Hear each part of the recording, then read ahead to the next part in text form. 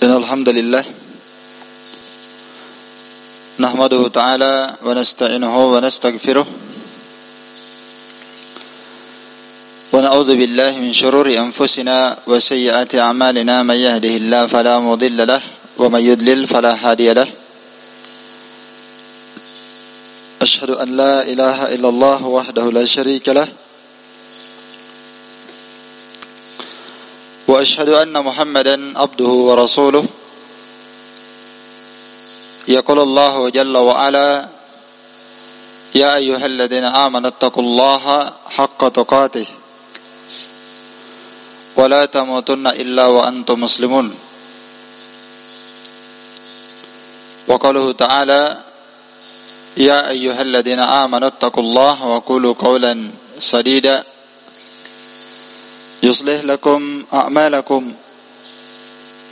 wa yaghfir lakum dhunubakum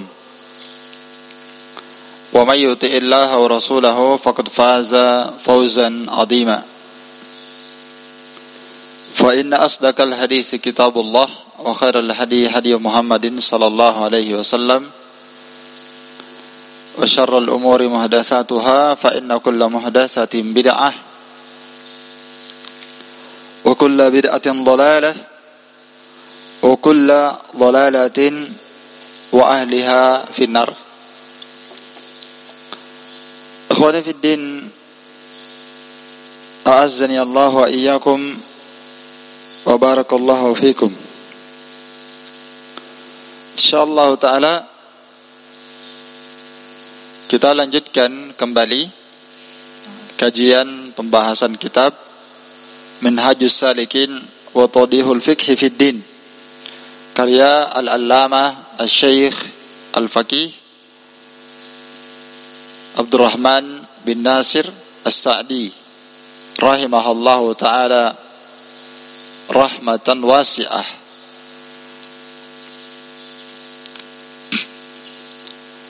Ini adalah pertemuan yang ketiga dari pembahasan kitab ini. Sekarang kita masuk di pembahasan faslun.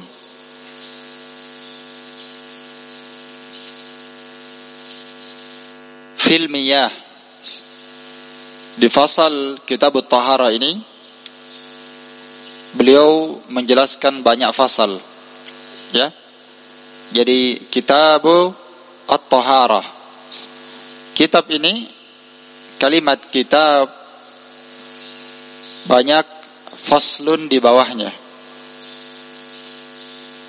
Bahasa lainnya banyak bab. Jadi kitab cakupannya lebih meluas, kemudian banyak bab-bab di bawahnya. Nama lainnya faslun, ya. Nama lainnya faslun. Kitab fasal tentang air, fasal tentang istinja, fasal tentang siwak, fasal tentang taib. Itu fasal. Di fasal yang pertama, ya, beliau akan menjelaskan tentang fil miyah, tentang air, ya. Al-miyahu jamak dari kalimat ma'un. Jadi al-miyah ini yang diinginkan dengannya ma'un, air, ya. Didatangkan oleh para ulama dengan penamaan al-miyah, ya, dengan penamaan al-miyah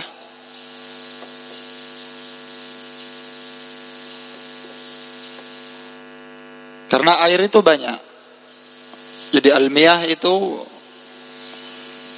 maksudnya jenis-jenis air, ya, yang banyak. Karena air ini nanti akan kita bagi menjadi beberapa pembagian. Ada ma'un tahir atau ma'un tahur. Ada air yang suci dan mensucikan. Yang kedua, ada air yang suci tapi tidak bisa mensucikan, dan ada air yang najis, tidak suci pada zatnya dan tidak bisa mensucikan selainnya.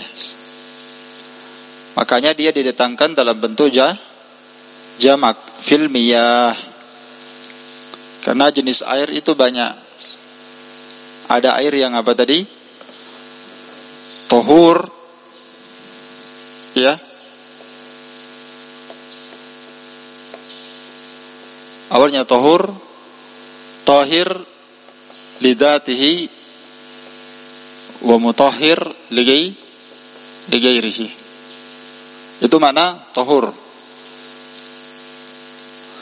Ada jenis air yang kedua, yaitu tahir lidatihi tapi wa ghairu mutahhir ligairihi. Tahir suci pada zatnya, tapi dia tidak bisa mensucikan selainnya. Ada jenis air yang ketiga, yaitu air yang najis. Naam. Apa itu air yang najis? Ghairu tahir lidzatihi wa ghairu mutahhir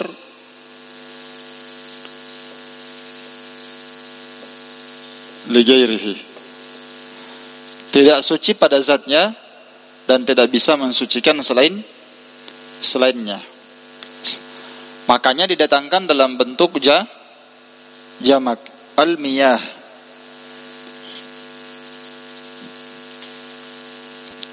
Dan ini tentang pembahasan air ini, manakah air yang tahur, yang suci pada zatnya dan bisa mensucikan selainnya, itu nanti akan dibahas pada pertemuan setelahnya. Iya, pada pembahasan masalah air nanti dibahas di situ. Mana air yang suci pada zatnya tapi tidak bisa mensucikan selainnya, nanti akan disebutkan di pembahasannya. Mana air yang najis, tidak suci pada zatnya dan tidak bisa mensucikan selainnya, nanti akan disebutkan contohnya. Iya, pada pembahasannya nanti. Kemudian kata beliau, dilihat kitabnya, wa amma as-salatu falaha syurutun wa tataqaddam 'alaiha. Adapun salat, maka salat itu memiliki syarat-syarat, qaddama 'alaiha, di mana syarat-syarat itu mendahului salat. Memiliki banyak syarat. Ini nanti syarat-syarat salat akan disebutkan di pembahasan kita, ya. Di situ nanti akan disebutkan lebih lengkap. Apa syarat sahnya salat? Di sini yang akan disebutkan nanti adalah taharah. Suci dari hadas dan suci dari najis. Itu nanti akan dijelaskan. Apalagi syarat sahnya salat? Menghadap kiblat. Apalagi menutup aurat. 3 sudah. Terus masuk waktu salat, sudah 4. Apalagi suci dari tempat salat, badan dan pakaian dari najis. Jadi tempat salat, pakaian dan tempat badan suci dari najis, tempat salat dan pakaian semuanya harus suci dari najis. Jadi totalnya 5. Sebagian para ulama ada menambahkan di antara syarat salat adalah niat. Jadi karena niat ini ada mengatakan dia adalah rukun salat dan ada yang mengatakan dia adalah syarat. Tidak ada masalah. Jelas ini? Maka kata beliau, salat itu memiliki syurut, memiliki syarat-syarat yang mendahului salat tersebut. Faminha, di antara syaratnya itu adalah apa? At-taharah.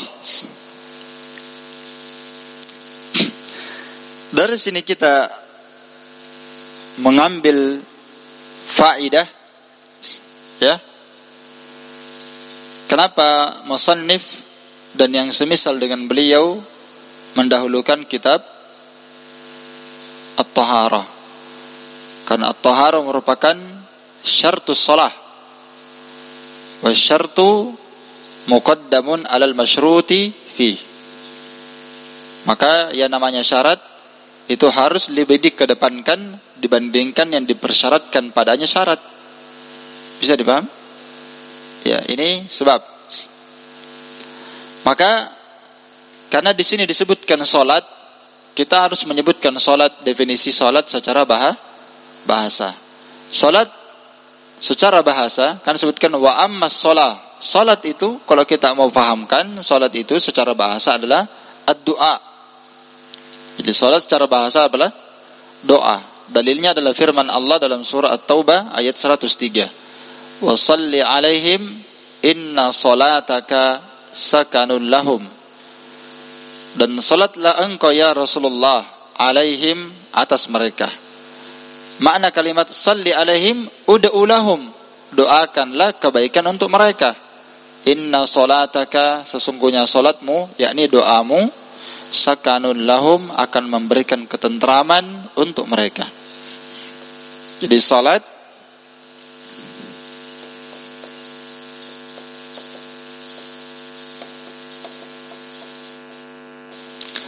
secara bahasa adalah ad-du'a. Dalilnya dalam surah apa tadi? At-Taubah ayat 103. Iya.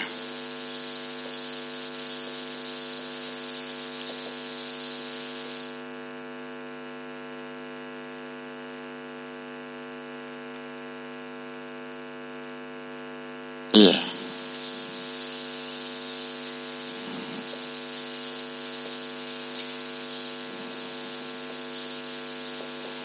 Dalam surah Taubah ayat 103 Allah berfirman, "Wa shalli alaihim." Apa makna wa shalli alaihim? Ud'u lahum. Jadi salat di situ bermakna apa? Bermakna doa. Adapun secara istilahan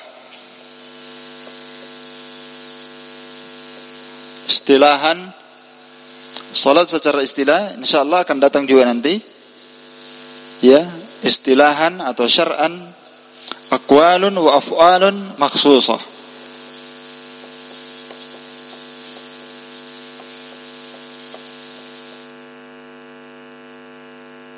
Salat secara istilah adalah aqwalun wa af'alun makhsusah mukhtatimatun bit takbir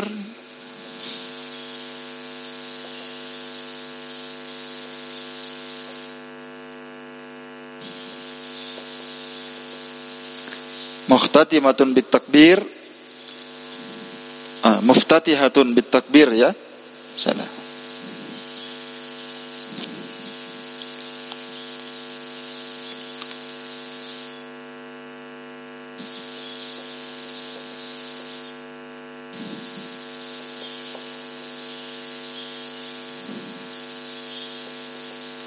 Wa muftatihatun bit taslim.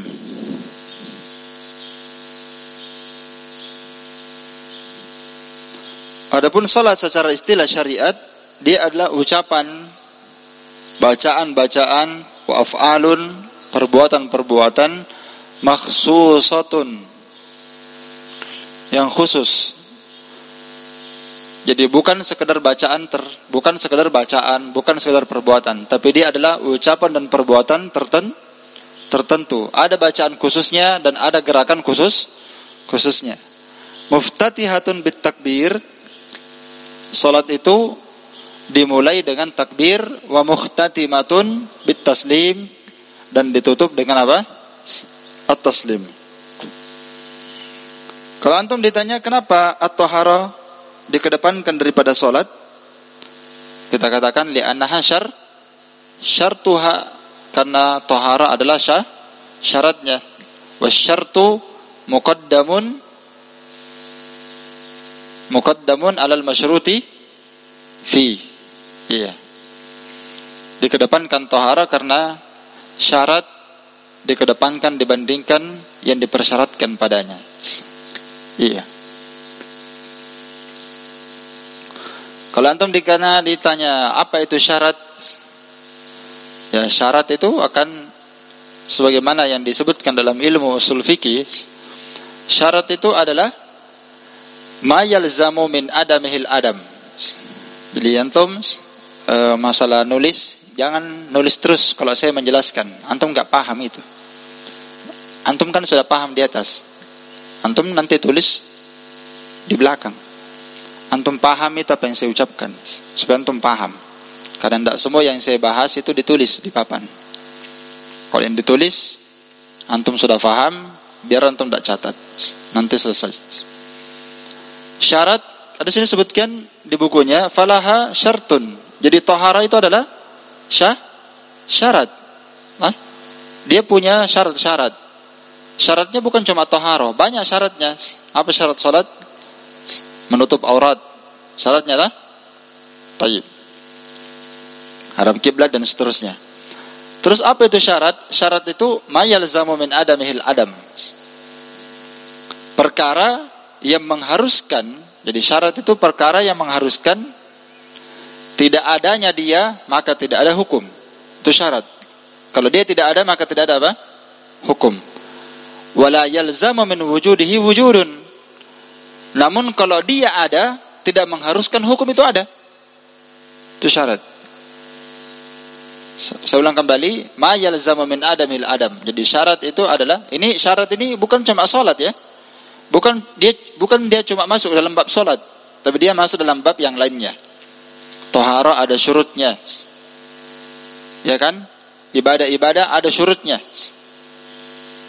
Syarat itu adalah perkara yang mengharuskan tidak adanya dia, maka yang dipersyaratkan itu juga tidak bisa ada. Hukum tidak bisa ada. Paham ya? Dan adanya dia, itu tadi tidak adanya dia ya. Yang kedua, dan adanya dia tidak mengharuskan ada yang dipersyaratkan padanya. Seperti tohara misalnya. Kita katakan tidak ada tohara, maka tidak ada salat, tidak ada hukum. Tidak ada yang dipersyaratkan padanya. Paham ya? Al-masyrutu fihi itu ibadah yang harus didatangkan syaratnya. Tohara misalnya. Tidak adanya dia, maka tidak bisa salat. Tapi kalau dia ada, tidak mengharuskan ada salat. Kalau antum bertohara, mestikah antum salat? Kan tidak. Nah, itu syarat namanya. Iya. Menutup aurat syarat. Tidak menutup aurat, bisa antum salat, antum tidak pakai pakaian, tidak pakai celana, tidak pakai baju, tidak bisa salat karena syaratnya tidak ada. Tapi kalau dia ada, antum tutup aurat, apakah mesti antum harus salat? Tidak, itu namanya syarat. Iya. Dan dia tataqaddam, mendahului salat. Nah, sekarang kita mau kasih definisi apa itu makna taharah. Iya. Karena di sini sudah disebutkan di antara syaratnya salat adalah taharah. Kita baca dulu hadisnya, kata beliau, kama qala Nabi sallallahu alaihi wasallam. Lihat di kitabnya. Sebagaimana sabda Rasulullah SAW, la yakbalullahu salatan bighairi tahurin, muttafaqun alaih. Ini dalil menunjukkan bahwa tahara adalah syarat diterimanya salat. Nabi SAW bersabda, la yakbalullahu salatan, Allah Ta'ala tidak akan menerima salat. Salat di sini bentuknya umum, karena dia adalah isim nakirah, kemudian didahului oleh apa? Didahului oleh apa? Penafian. Sudah pernah berlalu bersama kita kaidah an-nakirah fi siyaki an-nafi tufidul umum. Nakirah yang didahului oleh penafian, didahului oleh an-nahi, larangan, didahului oleh istifham, didahului oleh apa? Syarat 4 tufidul umum. Maka kita katakan salat di sini bermakna umum. Allah tidak akan menerima salat yang mana semua jenis salat, yang wajib maupun yang sunnah. Tidak ada yang Allah terima dari seluruh jenis salat apapun, termasuk salat jenazah. Salat jenazah itu diperselisihkan para ulama. Sebagian ulama mengatakan seperti Abu Hanifah, boleh orang salat jenazah tidak taharah. Tidak dipersyaratkan padanya wudu, tidak. Tapi ini pendapat tidak tepat, tidak kuat. Karena Nabi bersabda, la yakbalullahu apa? Salatan. Salat di sini masuk salat wajib, masuk salat apa? Sunnah. Tidak Allah terima salat apapun bi ghairi tahurin, tanpa adanya taharah. Hadisnya Bukhari dan Muslim. Iya. Lihat di taklikat nomor 1 disebutkan di situ akhrajahu bihadzal lafadz Muslim.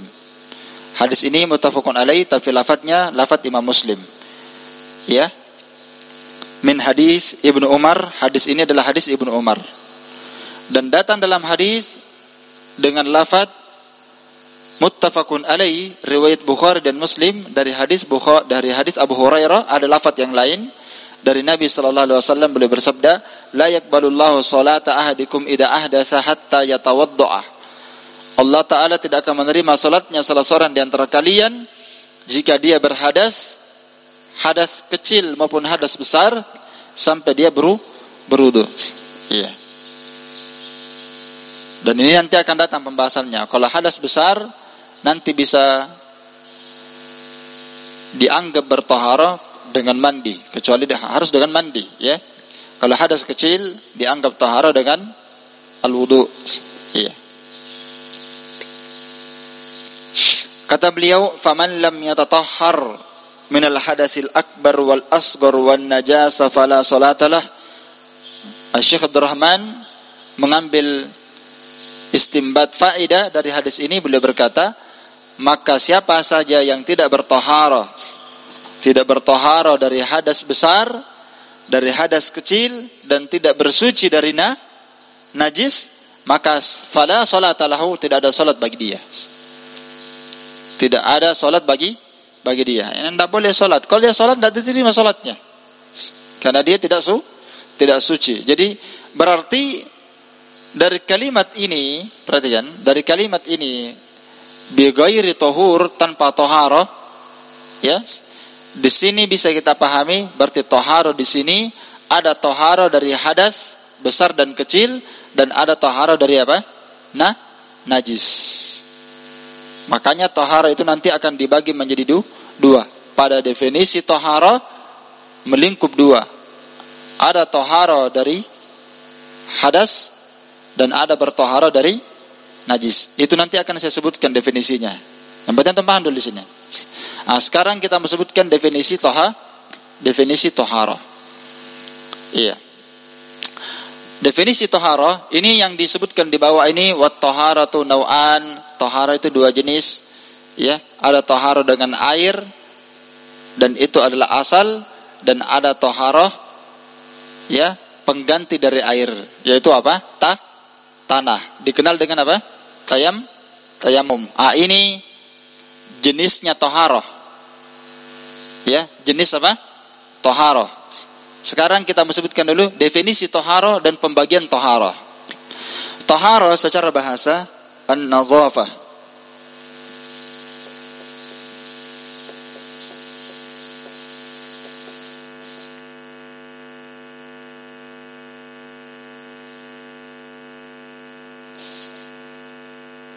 Ini definisi taharah secara bahasa, yaitu an-nadhafatu wan nazaha. Apa artinya an-nadhafah? Bersih dan suci. Jadi taharah itu secara bahasa bersih dan suci. Nah, kalau saya menulis bisa antum menulis. Nah, kalau saya menjelaskan berhenti. Jelas? Jadi taharah secara bahasa adalah an-nadhafatu wan nazaha. Adapun definisi taharah syar'an, istilahan,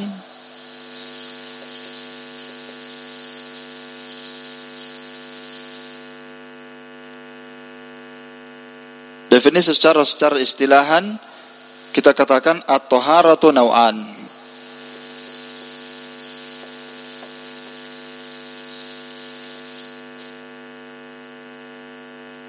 Tohara itu dua jenis. Yang pertama, at-taharatu al-ma'nawiyah.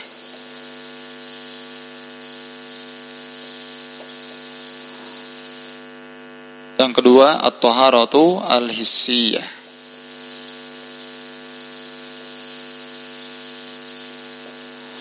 Ini definisi tohara yang paling terbaik. Ya. Ketika para ulama menyebutkan definisi tohara secara istilah syariat, maka definisi tohara secara istilah syariat kita katakan terbagi dua. Sama ketika kita menyebutkan definisi atof di pembahasan nahwu. Definisi atof secara bahasa kan ada. Tapi ketika para ulama menyebutkan definisi atof secara istilah, mereka katakan langsung terbagi dua. Tidak bisa langsung dikasih definisi. Kenapa? Karena di situ ada dua isinya. Ada atof bayan, ada atof nasak. Ya, sama ini. Ketika disebutkan definisi tohara secara bahasa, an-nadhafa wan-nazaha, anil aqdar, dari al-aqdar. Ya, kalau mau ditambah di sini bisa ya. Anil aqdar, bersih dan suci dari al-aqdar, kotoran-kotoran. Adapun definisi tohara secara istilah, kita katakan at-tohara nau'an. Ini tohara terbagi dua. Ini maksudnya definisi, bukan pembagian tohara jenis, bukan. Tapi definisinya maksudnya. Nanti kalau mau pembagian tohara nanti datang. Pembagian tohara jenisnya nanti terbagi dua. Ada tohara dari najis dan ada tohara dari hadas. Itu pembagian tohara jenisnya. Ada tohara berbersih dan bertohara dari hadas, dan ada berbersih bertohara dari najis. Itu pembagiannya. Kalau ini definisi. Jangan salah paham. Iya. Sekarang apa makna definisi tohara al-ma'nawiyah? Ya. At-taharatul ma'nawiyah adalah taharatul qalbi wal jawari.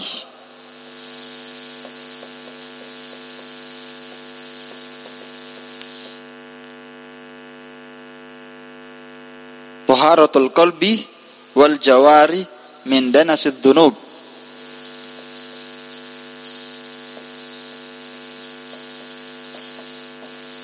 Min danasi ad-dunub wa a'dhamuha syirku.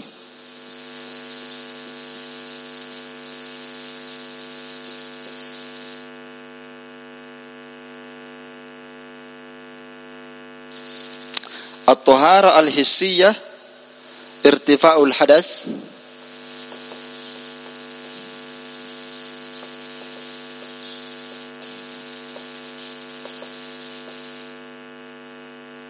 wa ma fi ma'nahu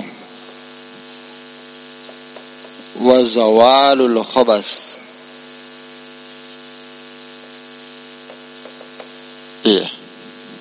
Wa zawalul khabas.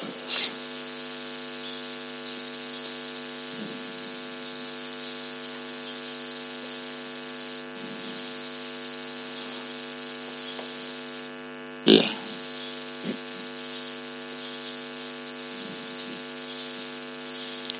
Di atas definisi tohara maknawiyah dalam istilah syariat ada namanya tohara maknawiyah.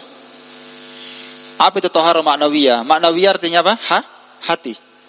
Ya, jadi tohara maknawiyah ini seperti yang dia maksudkan adalah toharatul qalbi wal jawari, mensucikan dan membersihkan hati, wal jawari dan anggota badan dari kotoran dosa. Danas artinya kotoran. Ini kan maknawiyah, membersihkan diri dari dosa. Tidak kelihatan, Iya. Kelihatan tidak kalau kita bersihkan diri tidak berbuat haram, tidak minum khamar, tidak berjudi, tidak melakukan yang haram. Kita bersihkan hati dari hasad. Kita bersihkan hati dari kemungkaran, maksiat. Kita bersihkan hati dan anggota badan dari segala kotoran dosa.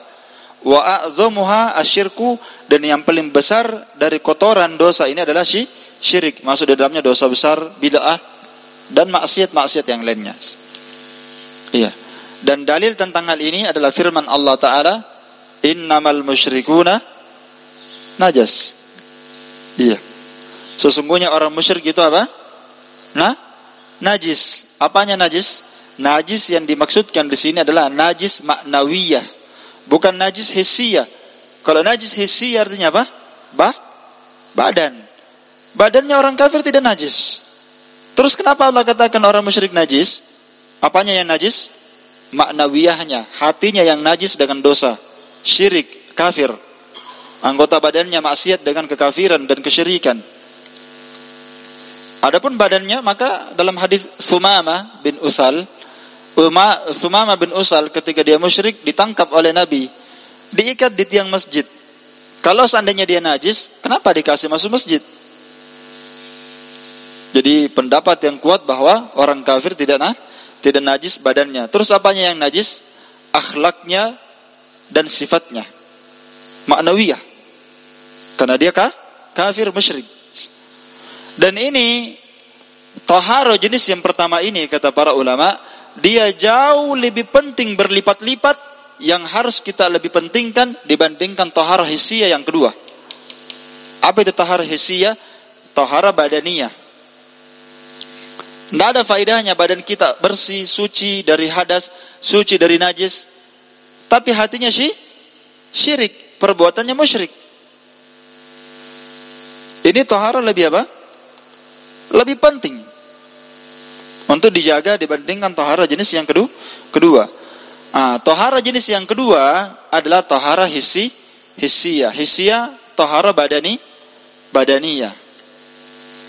Taharah badaniyah. Definisinya irtifa'ul hadas wa ma fi ma'nahu wa zawalul khabath. Taharah hissiyah adalah irtifa'ul hadas, terangkatnya hadas.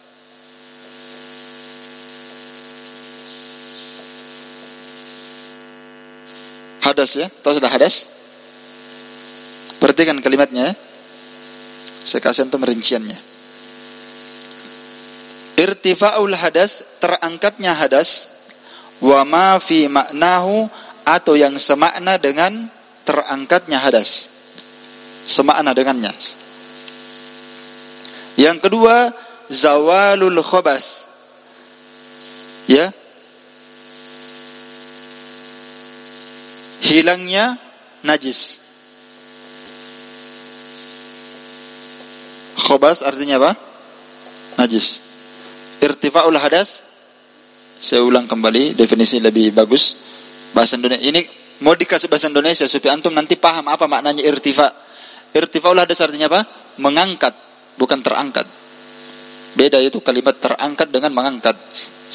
Iya. Berarti dari sini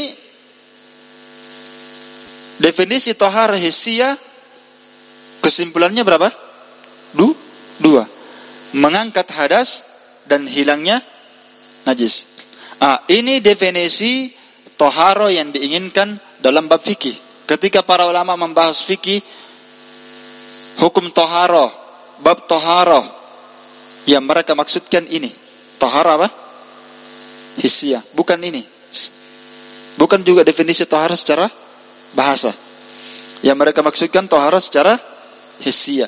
Dan para ulama menyebutkan definisi taharah hissiyah inilah mereka bermacam-macam. Tapi ini definisi yang paling bagus. Ini definisi disebutkan oleh banyak para ulama, khususnya para ulama Syafi'iyah. Ini definisi yang paling andalannya. Dan ini yang banyak disebutkan para ulama. Ini karena ini definisi yang paling luas. Ya, ada definisi yang disebutkan oleh ulama yang lain seperti Al-Imam Ibnul Mulakkin. Beliau juga di mazhab Syafi'iyah. Beliau menyebutkan definisi yang lain.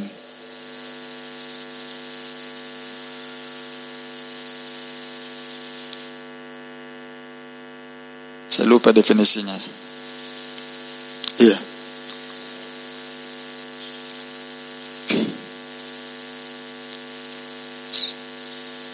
Iya. Saya lupa definisinya yang belum sebutkan, padahal ini definisi yang sudah terhafalkan berulang kali.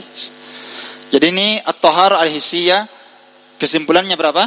2. Berarti kalau kita katakan taharah hissiyah terbagi 2. Mengangkat hadas, irtifa'ul hadas, dan semisal dengannya, wa ma fi ma'nahu wa zawalul khabas. Apa bedanya irtifa'ul hadas, zawalul khabas? Beda.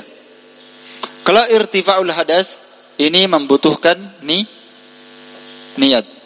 Makanya kalimatnya irtifa, ada upaya dan niat untuk mengangkat. Dia butuh niat. Sedangkan ini tidak. Ya. La yahtaju anin niyah. Sebentar lihat. Irtifa'ul hadas, ini definisi taharah. Irtifa'ul hadas, mengangkat hadas. Hadas di sini terbagi 2. Hadas akbar, hadas asghar. Zawalul khabas, hilangnya khabas. Khabas najis. Berarti taharah itu kita katakan nanti bertaharah itu dari 3 perkara. Bertaharah dari hadas akbar yang disebutkan tadi, bertaharah dari hadas asghar, dan bertaharah dari najis. Di definisi ini sudah masuk semua.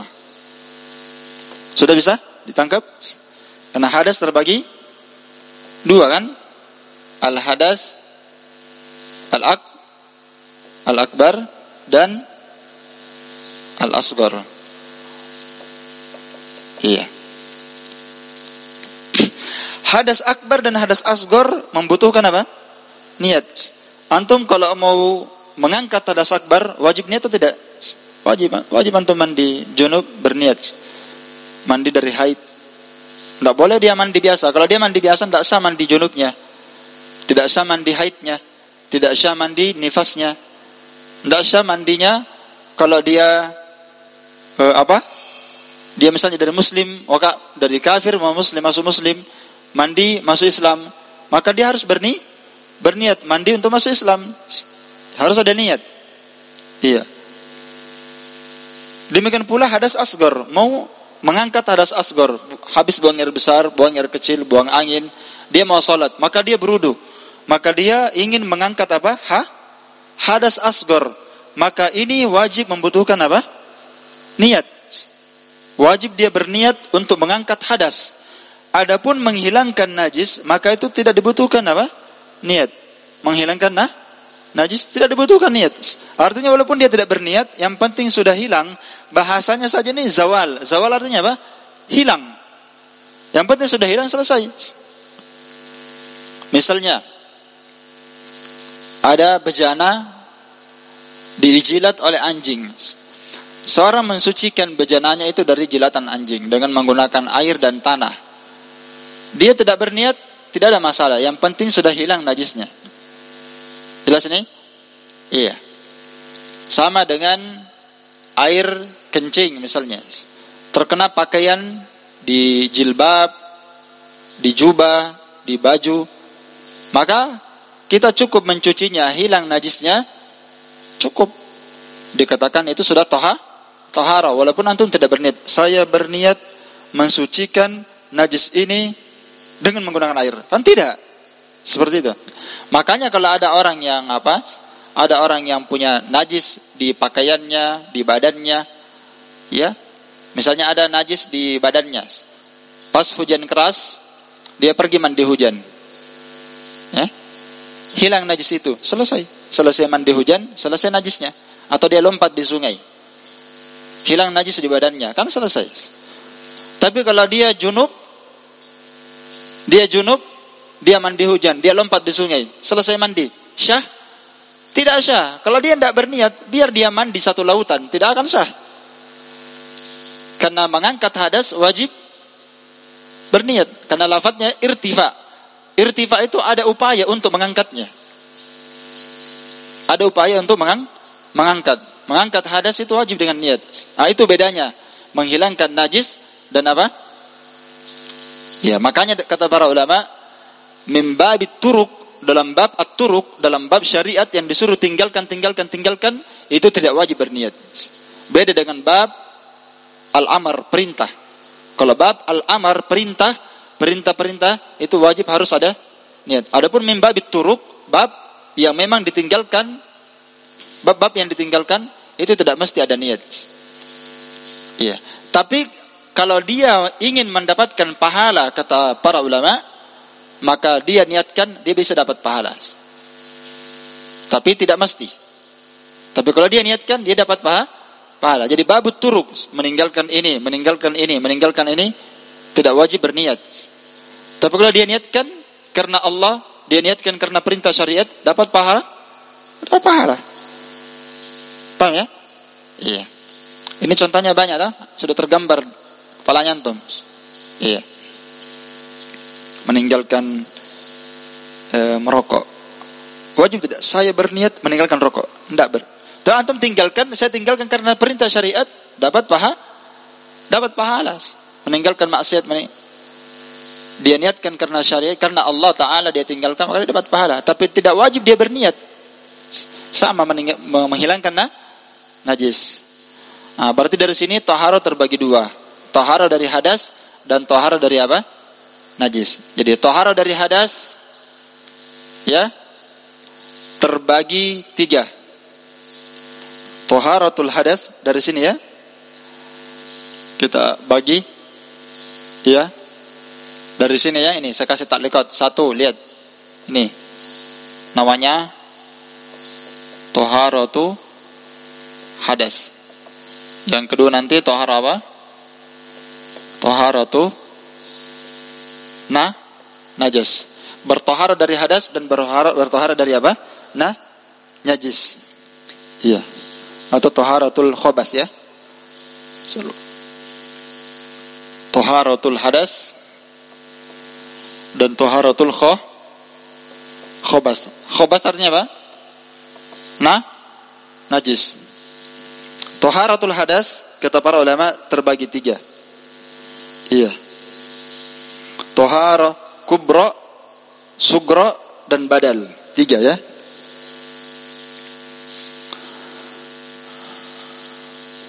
Wa huwa salasatun. Taharatul hadas terbagi tiga. Ya. Yang pertama kubra wa huwal gusul, ya.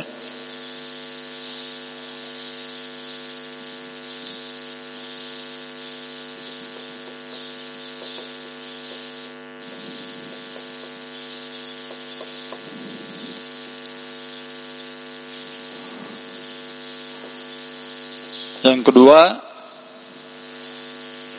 sugra wa huwa al-wudu.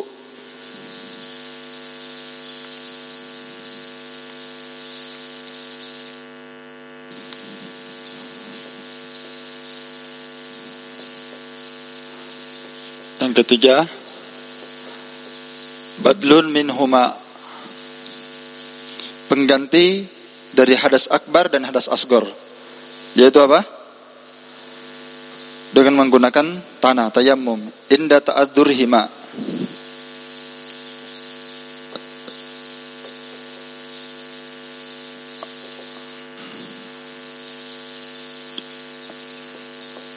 Wa tayammum.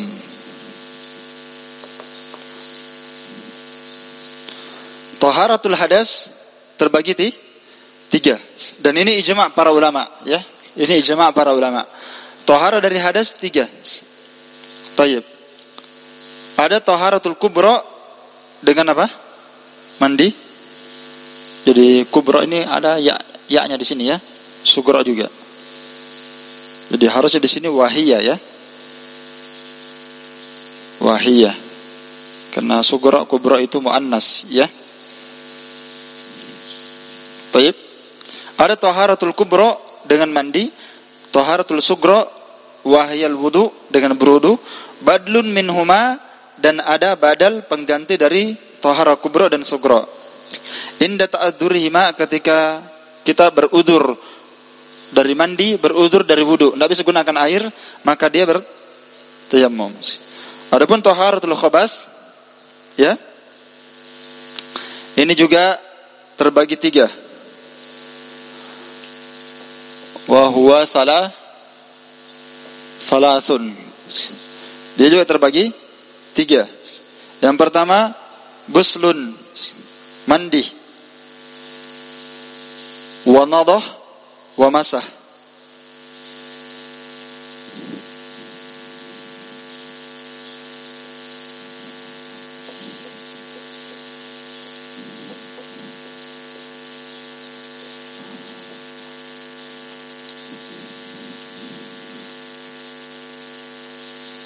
Dan bertoharo dari najis caranya 3. Yang pertama dengan cara dicuci, wanadah, dipercikkan. Yang ketiga masa diusap. Begini cara bertoharo dari apa? Najis 3. Ada bertoharo dari najis dengan cara dicuci. Iya, dengan cara dicuci. Dan ini yang asal. Mensucikan air kencing. Bersuci ketika istinja, buang air besar. Dengan cara apa? Dicuci pakai air. Itu najis ya? Membersihkan najis. Dengan cara dicuci. Dan ini yang paling banyak. Mensucikan najis dengan menggunakan apa? Air. Dan itu adalah asal. Dan ada mensucikan najis dengan cara dinadoh. Apa itu nadoh? Dipercikkan. Iya. Dipercikkan dengan menggunakan air. Wa masah, diusap. Cukup diusap saja sudah dianggap suci. Seperti najis air kencing bayi yang laki-laki yang masih menyusu ASI, belum makan makanan. Itu juga membersihkan najis. Iya. Taib. Dan ini membersihkan najis juga dengan 2 cara. Membersihkan najis dengan 2 cara. Yang pertama dengan menggunakan air, dan itu adalah asal. Dan yang kedua dengan menggunakan apa? Tanah, dan itu namanya badal, pengganti. Iya. Takunu bil ma'i wa huwa al asal. Wa takunu biturab wa huwal badal. Takunu bersuci dari khabas dengan menggunakan air, dia adalah apa? Asal. Wa takunu biturab, dan bisa membersihkan najis dengan menggunakan tanah, wa huwa al badal. Apa artinya badal? Pengganti. Sudah selesai. Kalau antum sudah kuasai pembahasan ini, maka definisi toharo antum naik di pembahasan tingkat apa? Sama pembahasannya ini. Iya. Sama pembahasannya. Jadi definisi toharo secara bahasa an-nadhafa wan nazaha anil aqdar. Bersuci dan berbersih dari kotoran. Ya, di atas lihat. Adapun taharah secara istilah syariat, dia terbagi 2. Ada taharah maknawiyah dan ada taharah hissiyah. Taharah maknawiyah membersihkan hati, ya, badan dari kotoran dosa dan maksiat. Yang paling besarnya syirik. Apa dalilnya tadi ini? Apa dalilnya? Innamal musyrikuna najas. Di situ kalimat najis. Najis di sini najis maknawi, bukan badannya. Terus definisi taharah hissiyah, irtifa'ul hadath wa ma fi ma'nahu wa zawalul khabath. Terangkatnya atau mengangkat hadas dan hilangnya najis. Perbedaannya irtifa'ul hadath, mengangkat hadas wajib dengan niat, sedangkan menghilangkan najis tidak. Kemudian kita bagi lagi taharah hadas dan taharah dari najis. Taharah dari hadas ada 3 pembagian, yaitu bertaharah dari hadas al-kubra yang besar dengan mandi, bertaharah dari hadas as-sugra yang kecil dengan berwudu, dan bertaharah sebagai pengganti dari mandi dan wudu ketika tidak bisa menggunakan air, yaitu tayammum. Iya. Yang kedua, tahara al-khabath, tahara dari najis. Ini juga terbagi 3. Dengan cara dicuci, wa madhah, dipercikkan, wa masah, dan diusap. Takunu bil ma'i. Maka bersuci dari najis itu dengan menggunakan air, dan dia adalah asal, dan bisa menggunakan tanah, dan itu adalah pengganti dari air. Selesai. Ya. Kalau antum kuasa ini selesai insyaallah. Dan ini Masya Allah kesimpulan Syekh rahimahullah, faman lam yatatahhar minal hadath al-akbar wal asghar wal najasah fala salata lahu. Dari sini sudah kita bisa fahami bahwa memang at-tahara itu dari 3 perkara ini. Bertahara dari hadas akbar, asghar, dan bertahara dari najis. Ya, cuma lebih lengkapnya apa yang saya tulis di sini. Sudah ya?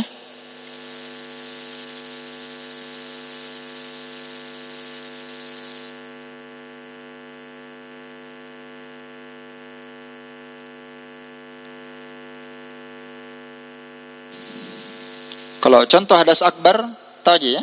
Contoh hadas akbar itu tadi sudah disebutkan. Junub, apalagi? Haid, nifas. Ini wajib mandi, hadas akbar. Hadas asgar, buang air besar, buang air kecil, buang angin. Iya. Itu hadas asgar. Harus dengan apa? Dengan wudu dibersihkan, disucikan ya hadasnya.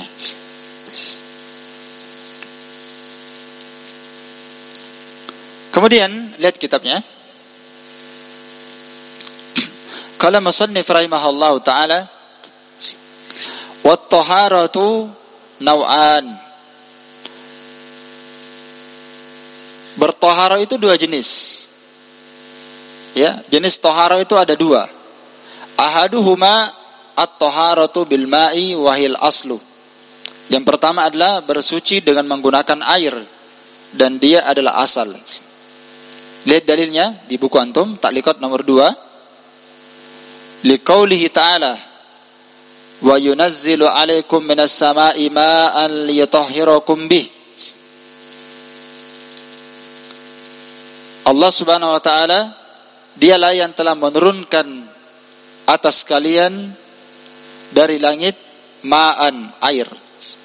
Allah Ta'ala menurunkan air dari mana? Dari langit. Untuk apa? Liyutahhirakum bihi, untuk mensucikan kalian. Iya. Jadi asyahid pada ayat ini mana kalimatnya? Ma'an. Ma'an, air dari langit. Ma'an. Wa liqaulihi ta'ala, dalil yang kedua, falam tajidu ma'an fatayammamu. Maka jika kalian tidak mendapatkan ma'an, air, fatayammamu, maka bertayamumlah kalian. Kalian sudah mengusahakan cari air, ternyata tidak dapat air, sedangkan antum mau salat, maka antum bertayamum. Kapan bertayamum? Jika tidak mendapatkan ma'an. Apa itu ma'an? Air. Ya, air. Nah, sekarang air yang manakah yang dikatakan bisa dipakai bersuci? Ya. Air yang manakah yang bisa dipakai bersuci? Di sini Asy-Syaikh rahimahullahu taala menyebutkan fa kullu ma'in nazala minas sama'i. Setiap air yang turun dari langit, seperti ayat yang tadi. Au naba'a minal ardi, atau semua air yang bersumber dari bumi, mata air, air sumur, air sungai. Air apa saja, mata air. Nah, masuk semua dalamnya naba'a minal ardi. Mata air, air sungai, air sumur, air ledeng, air apa saja. Maka air itu adalah tohurun. Air itu dianggap apa? Tohur. Apa maknanya tohur? Apa maknanya tohur? Lihat ini. Ini asal air namanya. Jenis air. Kan saya sudah bahas tadi. Air terbagi berapa? 3. Ada air yang namanya tohurun. Apa makna tohur? Itu ayat ada nanti. Tahir lidatihi wa mutahhirun li ghairihi. Itu makna tahir. Jadi air itu dikatakan tahir, apa air itu dikatakan tahurun, maknanya adalah tahirun lidatihi, suci pada zatnya, wa mutahhirun li ghairihi, dan bisa mensucikan selainnya. Apa makna tahirun lidatihi? Pada asal air itu suci. Wa mutahhir li ghairihi, dan bisa mensucikan selainnya, maksudnya bisa dipakai bersuci dari hadas akbar dan asghar, bisa dipakai mandi junub, mandi jenabah dan semisalnya, dan bisa dipakai bersuci dari hadas asghar, bisa dipakai berwudu, dan bisa dipakai bersuci dari apa? Najis. Itu makna mutahhir li ghairihi. Ya. Mutahhir li ghairihi. Yutahhiru anil hadas dan yutahhir anil khobas. Toh? Bisa mensucikan, bisa dipakai bersuci dari hadas, dan bisa dipakai bersuci dari apa? Najis. Ini asalnya air. Ini asalnya air. Air yang mana? Semua air yang turun dari langit. Mau air hujan, mau air embun, mau air manis, asin, terserah. Kemudian semua air yang keluar dari bumi, seperti apa? Mata air, semua yang keluar dari bumi, mata air, air sumur, air sungai, ya, air bor, atau air yang semisal yang muncul dari bumi, maka semua itu asalnya apa? Asalnya tohur. Asalnya tahur, kata beliau, fahuwa tahurun. Lihat ta'liqat nomor 3. Mana dalilnya asalnya air itu tahur? Mana dalilnya? Dalilnya adalah firman Allah Ta'ala dalam surah Al-Furqan ayat 48. Wa anzalna minas sama'i ma'an tahura. Ma'an tahura. Dan kami menurunkan dari langit air yang tahur. Ma makna tahur? Tahir lidatih wa mutahhir li ghairihi. Maka ini air yang tahur dikenal oleh para ulama dengan ma'un mutlak. Ya, ini air tahur. Lihat ini, sekarang saya lihat nomor 1. Nama lainnya ya, wa huwa yusamma al-ma'ul mutlak. Ini saya kasih antum istilah ini, karena ini istilah sering dipakai para al-ulama ahli fikih. Jadi air yang tahur itulah yang dikenal dengan al-ma'ul mutlak. Apa itu al-ma'ul mutlak? Air yang asalnya belum ada campuri. Seperti itu. Paham ya? Al-ma'ul mutlak. Apa al-ma'ul mutlak? Air yang asalnya belum ada yang campuri dia. Beda lagi kalau antum sudah campuri dia dengan benda lain. Lain lagi masalahnya. Kalau dia dicampuri nanti oleh benda lain, maka dia masuk di pembagian air yang kedua dan ketiga. Paham? Itu mana air mutlak. Itu mana tahur, dan itu adalah aslul ma, itu adalah asalnya air. Iya. Al-ma'ul mutlak, air yang mutlak. Belum ada yang campuri dia, itu asalnya air.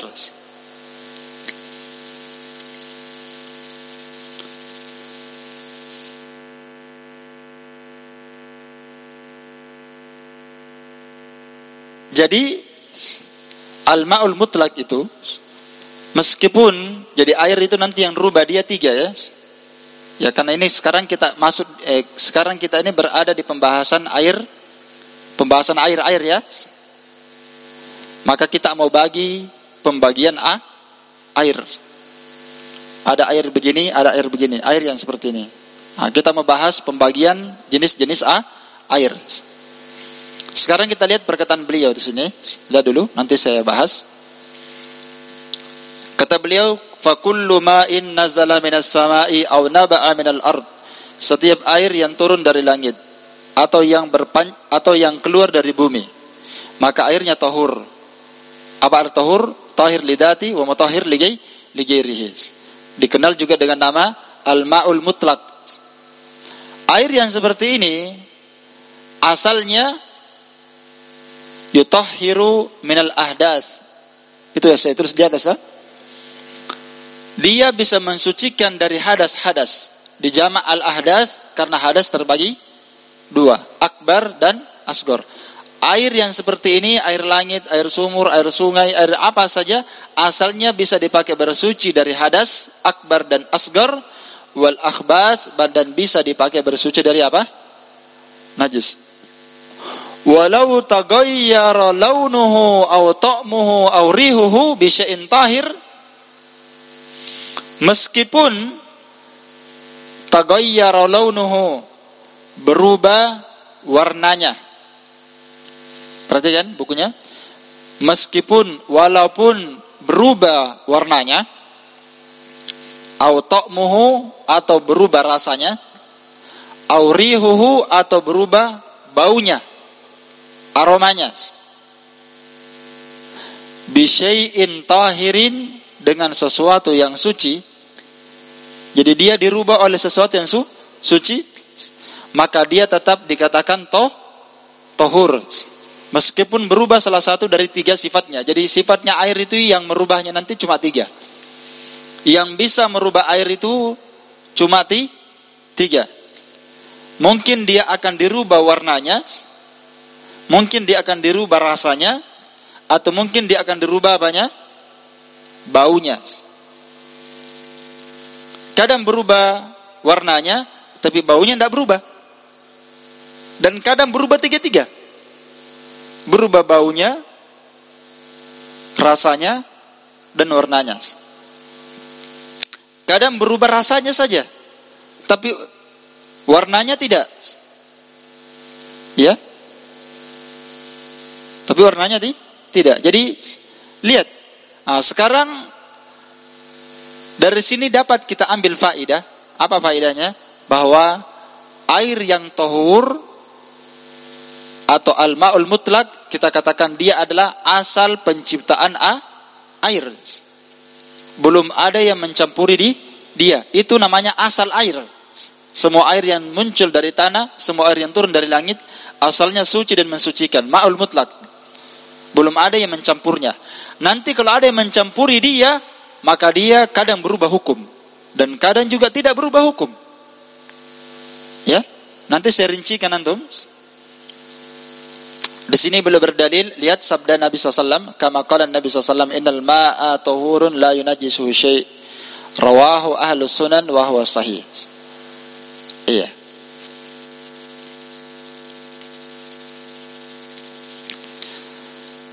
Sesungguhnya air itu suci, kata Nabi. Tahurun, innal ma'a tahurun, itu asal air. La yunajjisuhu syai'un, tidak bisa dinajiskan oleh sesuatu apapun. Maksudnya asalnya air seperti itu. Tidak bisa dinajiskan oleh sesuatu apapun. Riwayat Ahlus Sunan dan hadisnya sahih. Lihat di taklikat nomor 2.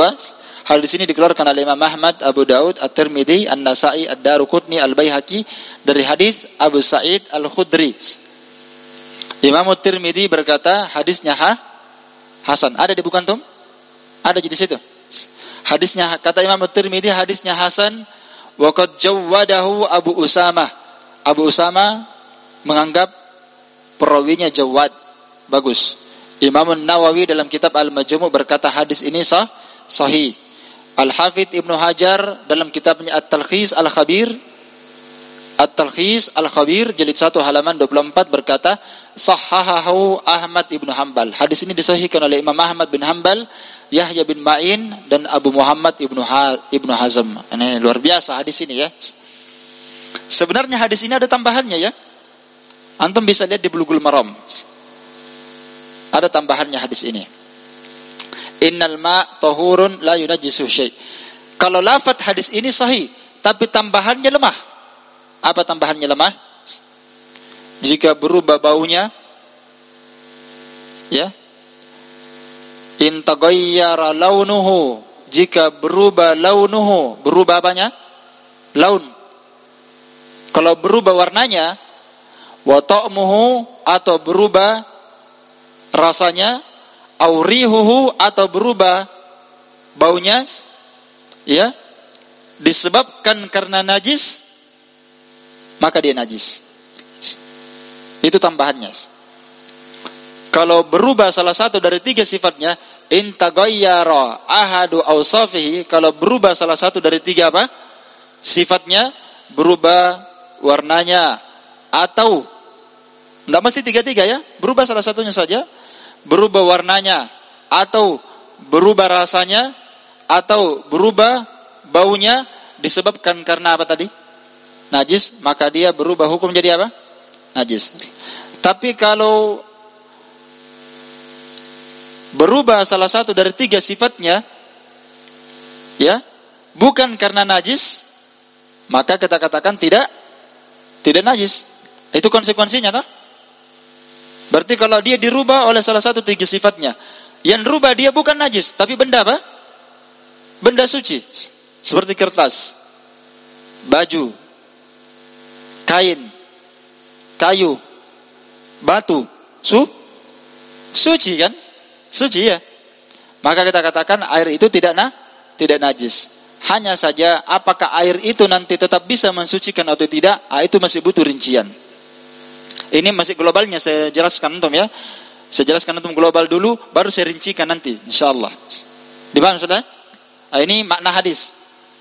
Tapi hadis itu tambahannya itu tadi, kalau berubah salah satu dari 3 sifatnya, warnanya, baunya, rasanya, karena najis dia berubah, maka dia najis.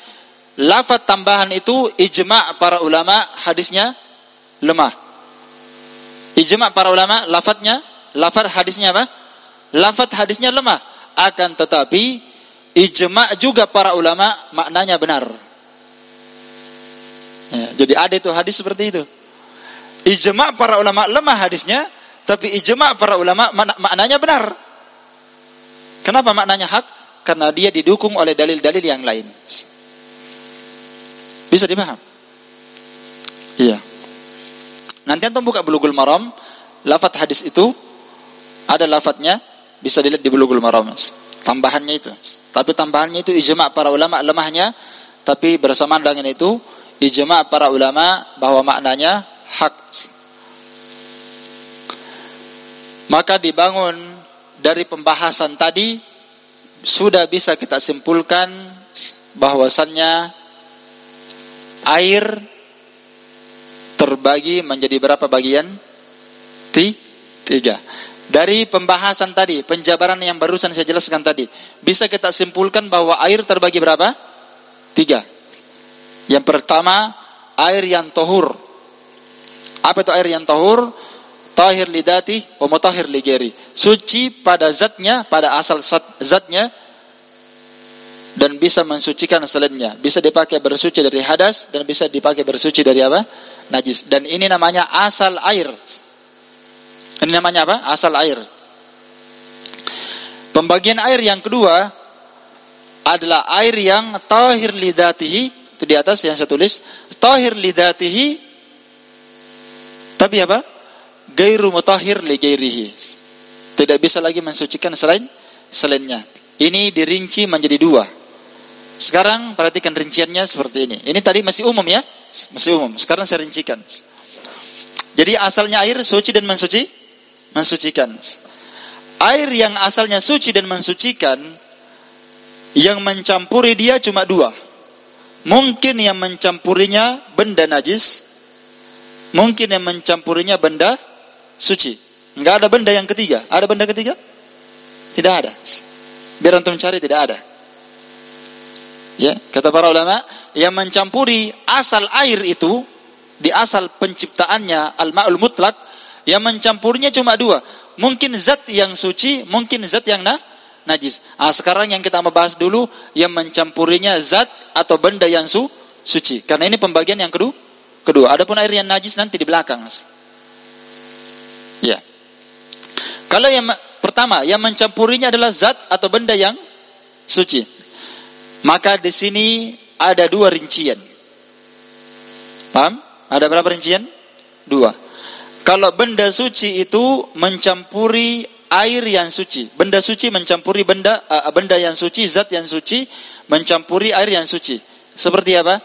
Kertas. Kan benda suci. Kertas, kain. Kain ini masuk baju, celana. Batu, kayu, daun, apalagi yang semisal dengannya. Paham ya? Maka dilihat dua kondisi. Kalau air lebih mendominasi dan benda suci ini tidak merubah satupun dari tiga sifat. Paham ya? Jadi benda suci ini tadi masuk batu di air, merubah air? Tidak. Warnanya tidak berubah, rasanya tidak berubah, baunya juga tidak berubah. Masuk kertas, ada kain di situ masuk, tidak merubah salah satu dari tiga sifatnya. Paham? Maka ini kata Imam Ibnu Qudamah, ijma' para ulama, airnya tetap suci dan mensucikan. Tidak ada pengaruhnya. Kalau dia tidak merubah salah satu dari tiga sifatnya, tidak ada yang berubah dari tiga sifat, maka ijma' para ulama airnya tetap suci dan mensucikan. Kondisi yang kedua, benda suci mencampuri air, maka dia merubah salah satu dari tiga sifatnya.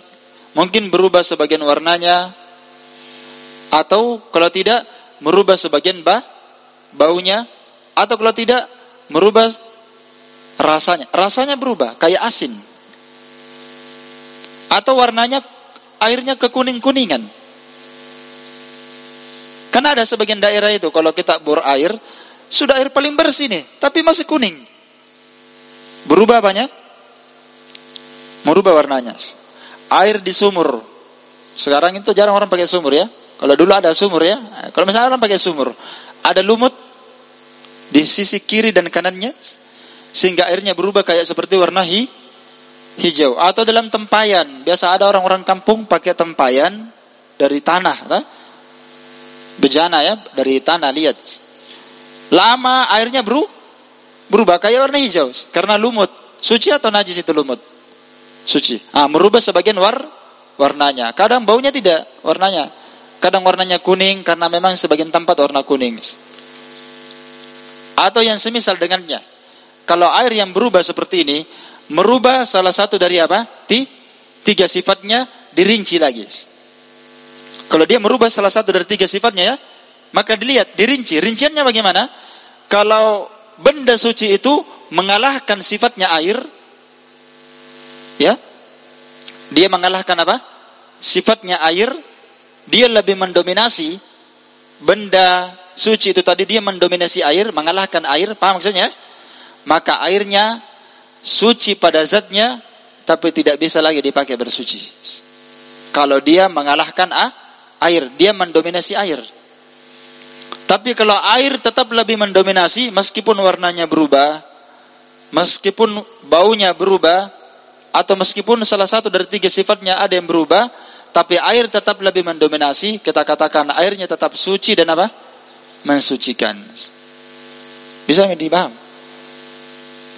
Contohnya benda suci yang merubah air dan dia mendominasi. Seperti air satu bak, air satu baskom besar, antum masukkan rinso setengah saset, tidak usah satu saset, rinso kecil setengah saset, maka airnya berubah tidak? Berbusa. Dia mendominasi air atau tidak? Dia mendominasi air. Kita katakan airnya ini suci atau najis? Suci, tapi tidak bisa lagi dipakai bersuci. Antum tidak boleh pakai mandi janabah. Antum mandi junub pakai sabun, tidak bisa. Tapi kalau sabunnya tidak mendominasi, sabunnya sedikit, antum mandi di air, di bak, di ember, antum mandi pakai sabun, sabunnya ada terpercik-percik. Di mana? Di ember, di bak. Tapi airnya tetap mendominasi. Airnya tetap suci, mensucikan atau tidak? Tetap suci dan tetap mensucikan. Iya. Sama kalau air, satu gelas besar, antum masukkan satu sendok kopi. Kopi suci atau najis? Suci. Berarti dia dicampur oleh benda suci. Antum masukkan teh satu saset. maka dia merubah air dan dia pasti mengalahkan apa? Air. Warnanya, rasanya dan baunya berubah kan? Berubah jadi air kopi. Maka kita katakan air ini apa? Suci? Bisa mensucikan? Bisa mensucikan? Tidak bisa. Kenapa? Karena dia sudah mengalahkan sifatnya air. Tidak bisa antum berudu pakai air kopi, pakai air teh, tidak bisa. Kenapa? Karena dia sudah mengalahkan air. Kecuali airnya tetap mendominasi, maka dia tetap bisa dipakai bersuci. Bisa dipaham? Iya. Mana dalilnya ini? Dia tetap suci dan mensucikan, walaupun berubah sebagian sifat, walaupun berubah sebagian apa? Sifat pada air, dia tetap suci dan apa? Mensucikan. Mana dalilnya ini? Oh, banyak. Mana dalilnya? Mandi jenazah. Iya tak? Nabi SAW mengatakan ketika dimandikan anaknya Zainab waktu meninggal, kata Nabi SAW, wakaffiruhu, apa? Kata Nabi SAW, campurkan airnya dengan daun bidara, dan mandi terakhirnya campurkan dengan apa? Mandi terakhirnya orang kalau mati pakai air apa? Kapur barus. Berubah tidak warnanya? Aromanya berubah. Tapi bisa dipakai memandikan jenazah.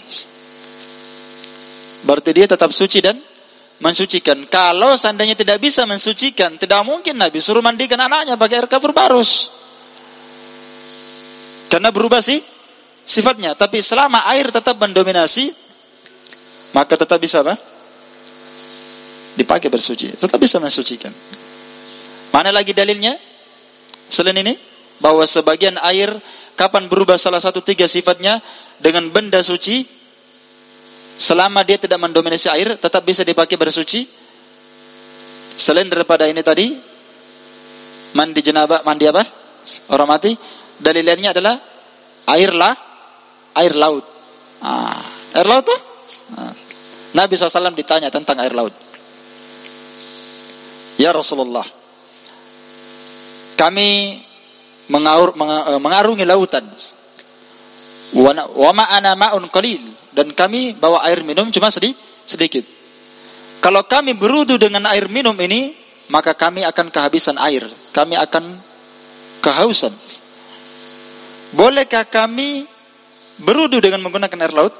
Jadi pertanyaannya sahabat ini cuma berudu menggunakan air laut. Tapi Nabi jawab dengan jawaban yang luar biasa. Apa kata Nabi? Huwat tahuru ma'uhu, ya, al-hillu maitatuhu. Kata Nabi SAW, huwat tahuru, airnya, air laut itu kata Nabi, tahur. Apa artinya tahur? Ada di atas. Kata Nabi, huwat tahur ma'uhu, air laut itu tahur. Apa artinya tahur? Suci pada zatnya dan bisa dipakai bersuci. Al-hillu maitatuhu, dan bangkainya semua di lautan, semua bangkainya halal. Dan ini ada 4 pendapat para ulama tentang bangkai laut. Ada yang mengatakan kalau semua bangkai laut halal kecuali anjing laut, ular laut, kodok laut, atau semisal dengannya. Yang ada semisalnya dengan binatang di darat. Ada yang mengatakan memperkecualikan ini dan ini. Adapun pendapat yang tepat dalam masalah ini adalah pendapat Imam Syafi'i dan Imam Malik, yang mengatakan bahwa semua binatang laut halal dimakan tanpa kecuali. Dan itu yang benar. Tentunya di sini ada batasan. Selama binatang yang mau dimakan itu tidak memberikan mudarat. Ya, kalau antum makan binatang yang beracun, tentu haram. Karena Allah Ta'ala melarang kalian memakan sesuatu yang diharamkan, yang bisa membuat mati, ya. Fala wala taqtulu anfusakum, ya kan? Jangan kalian membunuh diri kalian. Baik. Nah, di sini Nabi menghukumi air laut itu apa? Suci dan mensucikan. Air laut bagaimana rasanya? Rasanya itu berubah. Dan ini dalil, kata para ulama, menunjukkan bahwa yang difahami oleh para sahabat, yang dipahami. Kenapa para sahabat bertanya air laut? Karena yang dipahami para sahabat, yang asalnya dipakai bersuci itu yang tidak berubah rasanya, baunya dan warnanya. Itu asal yang dipakai bersuci. Iya kan? Maka ketika berubah rasanya, sahabat tanya, ini boleh tidak dipakai berwudu ini? Berubah rasanya kan? Iya, berubah rasanya. Tapi Nabi memberikan hukum khusus. Dan ini hukum Nabi SAW untuk al-ma'u al-mustahbar. Untuk jenis air yang luas seperti lautan, itu tidak bisa dirubah oleh najis. Kenapa? Semua orang tahu, di laut itu banyak najis. Ada orang buang hajat di situ. Sampah dibuang berapa trek najis. Kalau ada orang pembuangan kotorannya diambil sama satu kontainer, dibuang di laut, najis laut? Tidak, tetap suci dan mensucikan. Walaupun dimasuki oleh najis yang sangat banyak, dia tetap suci dan mensucikan. Dan itu hukum mutlak, hukum syariat. Beda lagi kalau airnya sempit, dibuang satu trek kotoran, ya tentu najis. Kalau air laut, enggak. Dia ma'ul mustahbar, air yang luas. Iya. Nah, itu asalnya air. Tetap suci dan mensucikan. Kalau yang merubahnya benda suci, dilihat. Kalau tidak merubah sifat, ijma' para ulama tetap suci dan mensucikan. Kalau dia merubah sebagian sifat, maka dirinci. Kalau dia tidak mengalahkan air, air tetap lebih global, lebih mutlak, lebih banyak. Dia tidak mengalahkan sifat air, maka airnya tetap suci dan mensucikan. Tapi kalau benda suci itu dia merubah salah satu dari 3 sifatnya, dan dia mendominasi air, maka dia suci tapi tidak bisa dipakai bersuci. Begitu rinciannya. Mana dalilnya bahwasanya air kalau berubah 3 sifatnya tetap dia bisa dipakai bersuci selama airnya mendominasi? Dalilnya hadis tentang memandikan jenazah, dan hadis tentang air laut, dan masih ada dalil yang lainnya. Kita terbatas itu saja dulu 2. Jelas ini? Nah, sekarang kita masuk ke jenis air yang keberapa? Yang ketiga. Apa jenis air yang ketiga di atas? Air yang najis. Air yang najis gairu tahir lidatihi, tidak suci lagi pada zatnya, dan gairu mutahhir li gairihi, dan apalagi tidak bisa mensucikan asalnya. Dirinya saja tidak bisa dia sucikan, gimana dia mau mensucikan orang lain? Iya. Hanya saja air yang kemasukan najis itu masih butuh rincian. Kenapa butuh rincian? Coba lihat itu hadis yang saya bacakan tadi, hadis lemah. Hadis lemah tadi toh, pembahasannya kan hadis najis di hadis yang lemah, tapi maknanya sahih, maknanya benar berdasarkan ijma'.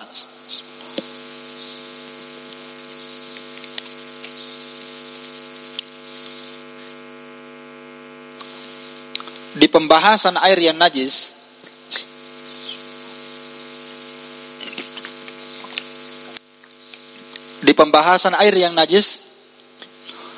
kapan kemasukan benda najis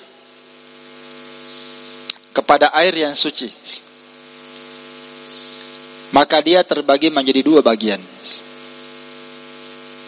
Bentuk yang pertama, benda najis ini tidak merubah apa? Tidak merubah salah satu dari 3 sifatnya. Seperti kadar najis yang yasir, kadar najis yang sangat sedikit sekali, bahkan kadang tidak terlihat kasat mata. Maka najis ini tidak merubah apa? Najis ini tidak merubah apa? Tidak merubah salah satu dari 3 sifatnya, itu air. Maka di sini terjadi khilaf. Terjadi apa? Khilaf. Khilafnya lebih 1000 meter. Panjang sekali. Kita butuh mungkin 100 halaman dibahas itu perselisihan para ulama di situ. Sampai Imam Syaukani berbicara di pembahasan air yang kemasukan najis ini, kata Imam Syaukani menghabiskan umur. Habis umur bahas itu. Karena di sini para ulama banyak sekali rinciannya. Luas sekali. Tapi kalau jenis yang kedua, bentuk yang kedua, benda najis masuk kepada air yang suci lalu merubah salah satu 3 sifatnya, ya, apakah berubah warnanya kah, atau kalau tidak merubah baunya, atau kalau tidak merubah rasanya, ini tidak ada berselisih karena tadi sudah saya bacakan. Tapi apa? Ijma kan? Hadisnya kan tadi sudah. Kapan benda najis merubah salah satu dari 3 sifat, maka apa? Najis berdasarkan apa?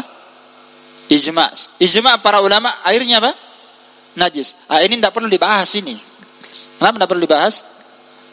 Karena sudah ijma' para ulama, pasti najis. Ada orang kencing di ember, di bak, di kencing sampai selesai. Najis atau tidak? Jelas najis. Iya ya? Karena pasti ada berubah sedikit ya. Walaupun tidak berubah, pasti antum tidak mau pakai. Secara tabiat. Iya, kencing di ember. Pasti airnya najis. Sudah najis pada zatnya dan tidak bisa dipakai bersuci. Ini ijma' para ulama. Merubah warnanya kah? Ada orang ya buang najis kotoran haid ya di sumur, maka sumurnya berubah jadi apa? Najis. Karena pasti berubah sebagian warnanya dan rasanya apalagi. Tentu rasanya antum tidak mau coba. Iya, najis. Jelas. Ini tidak ada permasalahan di sini. Yang dipermasalahkan itu berapa? Apa tadi? Benda najis masuk di mana? Zat yang najis, benda yang najis masuk kepada air yang suci. Tapi tidak merubah sebagian sifatnya. Wah, ini perselisihannya panjang sekali. Iya. Kenapa? Karena para ulama di sana banyak yang menggunakan ukuran. Kalau di mazhab Asy-Syafi'iyah, mereka menggunakan air nanti tidak ternajiskan apabila dia sudah mencapai kullatain, 2 kullah. Bisa dengar pembahasan ini toh? Iya. Nah, di sini tepatnya dibahas dia. Di sini pembahasannya. Di mana itu pembahasan air 2 kullah? Di pembahasan benda najis masuk kepada air. Kenapa mereka menggunakan 2 kullah? Lihat itu hadis dulu. Innal ma'a tahurun la yunajjisuhu syai'. Sesungguhnya air itu suci asalnya, tidak bisa dinajiskan oleh sesuatu apapun kecuali najis yang masuk kepadanya dan merubah salah satu dari 3 sifatnya. Maka Asy-Syafi'iyah, Imam Asy-Syafi'i dan Asy-Syafi'iyah semua yang mengikuti mazhab Syafi'iyah, mereka mentakyid ijma' itu tadi. Mereka membatasinya, mentakyidnya dengan air 2 kullah. Dengan air apa? 2 kullah. Dia batasi dengan 2 kullah. Nanti air itu tidak ternajiskan kalau kemasukan najis. Kata mereka, nanti air itu tidak ternajiskan dengan masuknya air kalau airnya itu sudah mencapai 2 kullah. Maksudnya bagaimana itu? Maksudnya bagaimana? Kata mereka, kalau masuk najis kepada air yang suci, kalau di bawah 2 kullah langsung najis total. Tidak usah dibahas.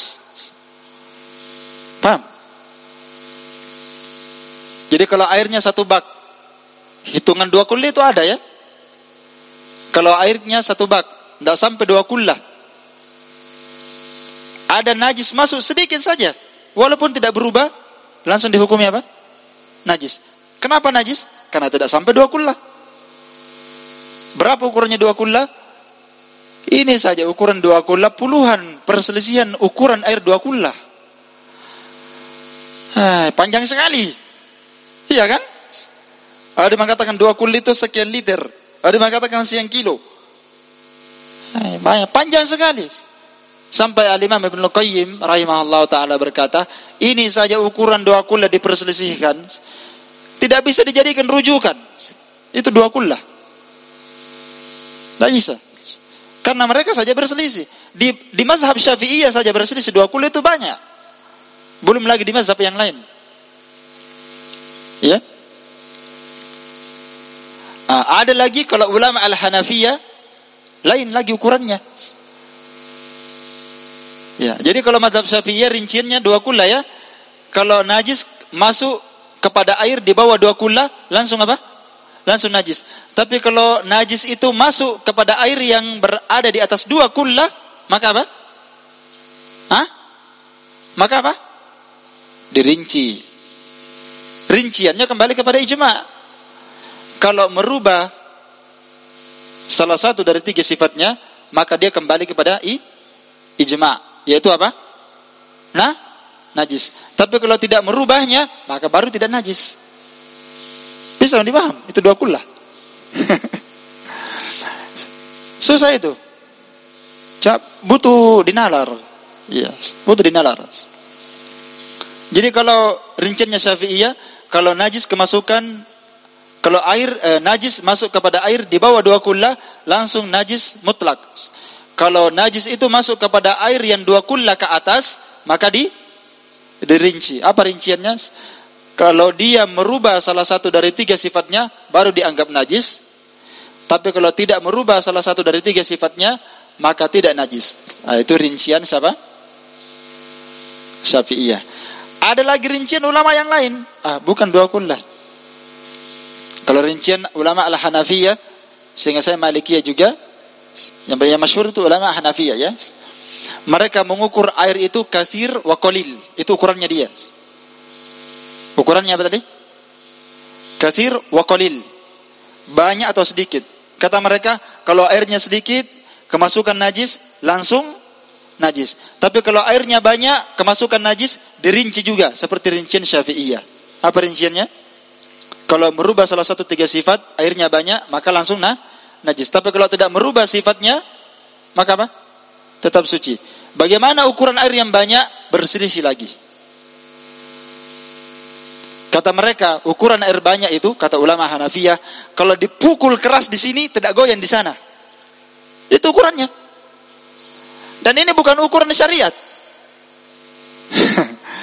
Jadi kata Imam Asy-Syaukani, habis umurnya antum itu bahas itu perselisihan air. Airnya najis atau tidak. Ini di pembahasan air najis ya. Di pembahasan air yang kedua tadi tidak. Itu sudah kita bahas. Kalau di pembahasan air yang najis itu rinciannya lebih banyak lagi. Ya. Itu pendapat-pendapat para ulama akan memanjangkan waktu. Terus mana yang kuat? Ada lagi pakai ukuran jenis yang ketiga. Tadi air apa? Kullatain. Ukuran kedua air qalil dan katsir. Ada lagi yang pakai ukuran air musta'mal. Air apa? Musta'mal. Biasa, kalau ini di Indonesia pakai air musta'mal kan? Iya. Nah, ini dia pembahasannya. Air musta'mal menurut Syafi'iyah, musta'mal artinya apa? Air yang sudah digunakan alias dipakai. Mau dipakai mandi, mau dipakai berudu, mau dipakai mandi janabah, semua dikatakan air musta'mal. Paham? Mazhab Syafi'iyah, mereka katakan air musta'mal, kata Syafi'iyah, tahir li dzatihi, gairu mutahhir li gairihi. Airnya suci pada zatnya, tapi gairu mutahhir li gairihi, tidak bisa lagi dipakai bersuci. Itu mazhab Syafi'iyah. Sehingga kalau antum mau berudu dari bak, dari ember, sedangkan tadi ada anaknya antum yang sudah mandi di situ, atau ada keluarganya antum sudah mandi di situ, siapa saja, orang tua, istri, anak, berarti airnya sudah apa? Musta'mal, sudah digunakan. Dan air musta'mal itu air yang digunakan, sebagian dari percikan yang digunakan itu masuk kembali ke air. Itu musta'mal namanya. Tentu kalau orang mandi pasti ada air masuk ke situ kan? Bisa antum deteksi. Kalau antum mandi tidak ada air yang masuk ke air semula. Tidak bisa. Bahkan mungkin banyak, apalagi kalau orang mandi kayak apa? Cepat dia mandi ya. Pasti kembali ke ember. Kembali ke bak, ada yang kembali. Itu namanya air musta'mal. Iya. Maka air yang seperti ini menurut mazhab Syafi'iyah apa tadi? Suci pada zatnya tapi tidak bisa dipakai bersuci. Kalau ada orang sudah mandi di bak, di ember, di baskom, maka antum tidak boleh mandi janabah di situ. Tidak boleh. Kenapa? Karena tidak bisa dipakai bersuci menurut mazhab Syafi'iyah. Dan antum tidak boleh berudu dari air itu. Tidak boleh berudu. Paham ya? Karena tidak bisa dipakai bersuci. Tapi kalau antum memandi biasa, boleh atau tidak? Antum mau mandi biasa saja. Boleh atau tidak? Boleh. Karena asalnya airnya suci, tapi tidak bisa dipakai bersuci dari hadas. Itu mazhab Syafi'iyah. Banyak sekali rincian dalam pembahasan ini. Masalah najis. Tapi pendapat jumhur, pendapat yang paling rajih dalam masalah ini, yang mana? Pendapat yang paling rajih? Rinciannya 2. Itu pendapat yang paling rajih. Kapan ada benda najis masuk kepada air? Ya. Kapan ada benda suci masuk kepada air dan tidak merubah salah satu dari 3 sifatnya? Paham? Maka dia tidak merubah apa? Salah satu dia 3 sifatnya. Ada benda najis masuk kepada air yang suci, tidak merubah salah satu dari 3 sifatnya, maka air itu tetap suci dan apa? Mensucikan. Tidak dilihat mau kullatain, di bawah 2 kullah, di atas 2 kullah, terserah. Mau airnya kasir, qalil, airnya banyak, airnya sedikit, terserah. Biar airnya setengah ember. Sedikit ya. Masuk najis, tidak berubah, tetap suci dan mensucikan. Mau airnya musta'mal, tidak musta'mal, sudah dipakai oleh orang yang junub, dipakai oleh orang mandi, dipakai mandi, terserah. Musta'mal, tidak musta'mal. Rinciannya itu saja. Selama najis itu tidak merubah salah satu dari 3 sifat, tetap airnya suci pada zatnya dan mensucikan selainnya. Itu kesimpulan di antara seluruh perselisihan yang berlembar-lembar itu tadi. Itu je kesimpulannya. Rincian kedua, kalau benda najis merubah salah satu dari 3 sifatnya, maka apa? Ya maka najis. Ijma. Tidak ada perselisihan di situ. Selesai. Selesai pembahasannya. Antum mau bahas air, tidak akan keluar dari pembahasan yang saya jelaskan tadi. Mau air apa? Sebutkan. Sebutkan jenis air. Semua jenis air. Antum silahkan sebutkan kepada saya. Mau air apa antum mau bilang? Pasti ada di situ di pembahasan. Tertarik. Ada toh? Di mana dia masuk? Benda suci masuk kepada air. Maka dia kita katakan suci pada zatnya, tapi tidak bisa dipakai bersuci. Kenapa kita katakan suci pada zatnya? Karena air itu tidak najis. Masa najis dia tarik? Air teh, air kopi. Suci pada zatnya. Tidak kita katakan najis. Karena kalau kita katakan najis, tidak bisa untuk minum air kopi dengan air teh, air susu. Tidak bisa. Kita katakan suci pada zatnya, tapi tidak bisa dipakai bersuci dari hadas. Dan tidak bisa dipakai bersuci dari najis. Air apa mau sebut? Bensin? Kita katakan bensin, air kelapa. Antum ditanya, boleh tidak berwudu menggunakan air bensin, air solar, pertalite? Berwudu, bagaimana di jenabah? Bisa? Kita katakan bisa atau tidak? Saya tanya antum dulu. Antum jawab. Kenapa tidak bisa?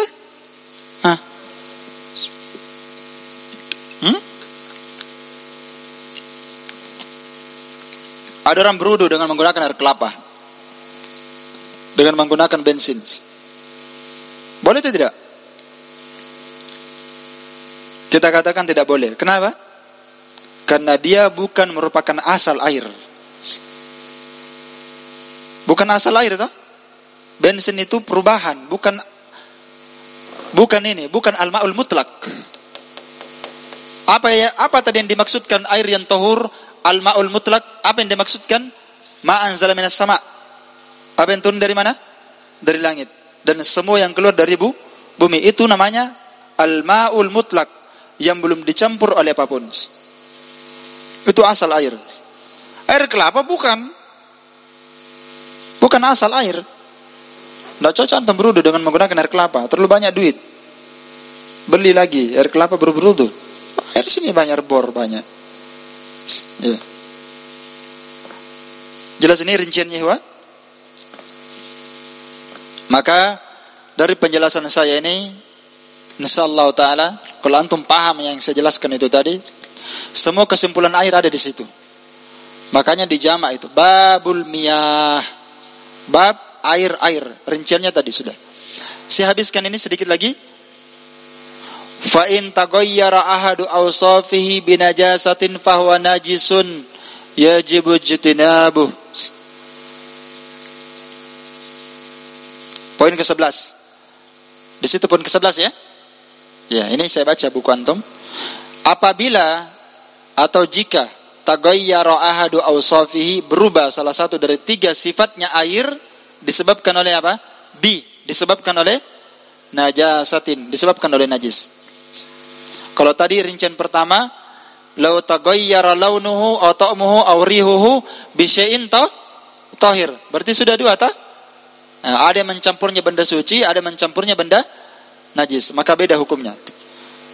Kalau berubah salah satu dari 3 sifatnya karena najis, fahuwa najisun, maka dia berubah menjadi apa? Najis.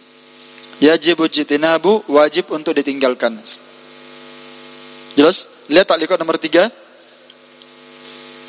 Qala Ibnul Munzir, berkata Imam Ibnul Munzir, ajma'a ahlul ilmi ala anna al-ma'al qalil aw al-kathir idza waqa'at fihi najasatun faghayyarat najasatul ma'a ta'man aw launan aw rihan annahu najisun ma dama kadzalik wala yajzil wudu' wal iktisalu bih.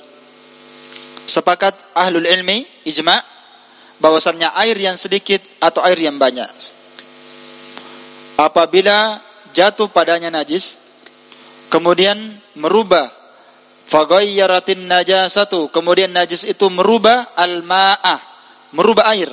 Ini ijma' memang kan? Airnya sedikit maupun banyak, najis merubah air itu. Apakah merubah ta'man, rasanya, au launan, merubah baunya, warnanya, au rihan, atau merubah baunya dan rasanya, maka sepakat para ulama annahu najisun, maka dia najis madama kadzalik, selama dia dalam kondisi itu. Ini kalimat madama kadzalik maksudnya selama dia dalam kondisi berubah. Karena benda najis itu bisa berubah jadi suci. Ya tidak? Bisa tidak benda najis berubah jadi suci? Bisa. Kalau ada kotoran binatang, tinja manusia, tai orang berada di atas tanah selama 12 tahun. Ya 12 tahun lama sekali. 1 tahun saja dia akan berubah jadi tanah kan? Berubah jadi pupuk. Maka di kondisi seperti ini namanya, dikenal oleh para ulama ahli fikih, namanya istihalah. Istihalatun. Dia sudah berubah kondisi halah, keadaannya sudah berubah. Dia berubah jadi apa? Suci, karena tanah asalnya suci. Maka dia berubah. Iya. Maka dia berubah. Dan ada benda ya yang suci asalnya karena tersimpan lama berubah jadi najis. Dan ada najis tersimpan lama berubah jadi suci. Dengan proses istihalah. Proses namanya istihalah. Maka ini jemaah para ulama, selama dia dalam kondisi berubah salah satu dari 3 sifatnya, maka dia najis. Kalau dia najis bagaimana? La yajzil wudu, tidak syah dipakai berwudu dan tidak syah dipakai mandi janabah, tidak syah dipakai mandi. Ini bisa dilihat dalam kitab Al-Awsat jilid 1 halaman 260, juga bisa dilihat dalam kitab Al-Majmu' karya Imam An-Nawawi jilid 1 halaman 36, dan bisa dilihat dalam kitab Al-Mughni jilid 1 halaman 38.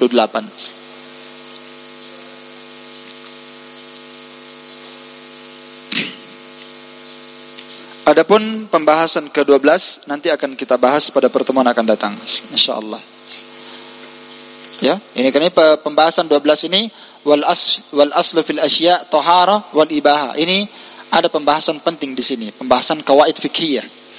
Pembahasan qawaid fiqhiyah. Sekedar itu cukup, wallahu taala a'lam bis-shawab. Naktafi bihadzal qadar, subhanakallahumma wa bihamdik, asyhadu an la ilaha illa anta, astaghfiruka wa atubu ilaik, walhamdulillahi rabbil alamin.